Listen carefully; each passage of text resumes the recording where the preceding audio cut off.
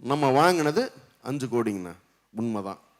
ஆனால் அதனால் தமிழ்நாட்டில் இருக்கக்கூடிய தனிநபர் வருமானம் 3,45,000 ரூபாயாக 1,80,000 உயர்ந்திருக்கிறது. 2 மடங்காக்கி இருக்கிறோம் கிட்டத்தட்ட. இந்த பணம் யாருக்காக போயிருக்கு அப்படிங்கிறத நான் பட்டியலிட விரும்புகிறேன். ஆரோக்கியமாக இன்ஃப்ராஸ்ட்ரக்சர் குரோத்துக்கு இந்த முதலீடுகளை நம்ம போட்டிருக்கோம்.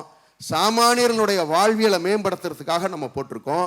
அதனால இங்கே கல்வியில் நம்ம செலவு பண்ணியிருக்கோம். நீங்கள் 52,000 கோடி ரூபாய் வருஷத்துக்கு இந்த லாஸ்ட் பட்ஜெட்டில் கல்விக்கு மட்டுமே செலவு பண்ணமே. அப்போ இந்த 4 ஆண்டுகளில் 2 லட்சம் கோடி ரூபாய்க்கு மேலே நம்ம வாங்கின இந்த தொகை கல்விக்கு தானே போயிருக்கு. அதனால தான் இன்னைக்கு தரமான இன்ஜினியர்ஸ் வந்திருக்காங்க.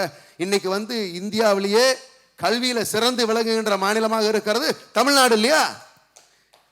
Cross enrolment ratio 52 இருக்கோம்னே.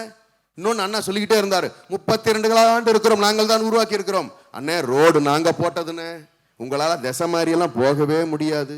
திமுக போட்ட ரோட்ல மட்டும்தான் அண்ணா திமுக பயணிக்க முடியும். யார் வந்தாலும், யார் இங்கே ஆட்சி புரிஞ்சாலும் இந்த ரோட்ல மட்டும்தான் போக முடியும். உங்களால் மாற்றியெல்லாம் போக முடியாது. வேணா ரோடை கொஞ்சம் விரிவுபடுத்திக்கலாம்.